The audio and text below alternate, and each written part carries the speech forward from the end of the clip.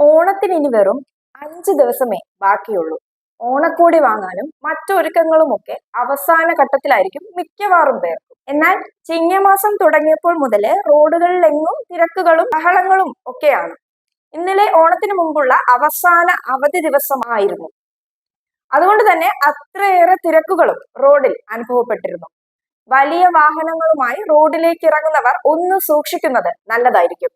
ഇടുങ്ങിയ റോഡിൽ വലിയ വാഹനങ്ങളും കച്ചവടക്കാർക്കും മറ്റ് കാൽനട യാത്രക്കാർക്കും ബുദ്ധിമുട്ടുണ്ടാക്കുന്നതായാണ് അറിയാൻ സാധിച്ചത്. ഇന്നലെ വലിയ തോതിൽ ഗതാഗത കുരുക്കും തലസ്ഥാനത്ത് അനുഭവപ്പെട്ടിരുന്നു. ഏകദേശം പാപ്പനംകോട് മുതൽ തമ്പാനൂര് വരെ വാഹനങ്ങൾ മണിക്കൂറോളം കുടുങ്ങിക്കിടന്നതായാണ് അറിയാൻ സാധിച്ചത്. തിരുമല, വഴുതക്കാട്, MG റോഡ്, കേശവദാസപുരം വരെയും വാഹനങ്ങളുടെ ഒരു നീണ്ട നിര തന്നെ ഉണ്ടായിരുന്നു. ചെറിയ ദൂരത്തൊക്കെ പോകാനിറങ്ങിയ പലരും മണിക്കൂറോളം വാഹനങ്ങളിൽ പെട്ടിരിക്കേണ്ട അവസ്ഥ വരെ ഇന്നലെ ഉണ്ടായിരുന്നു.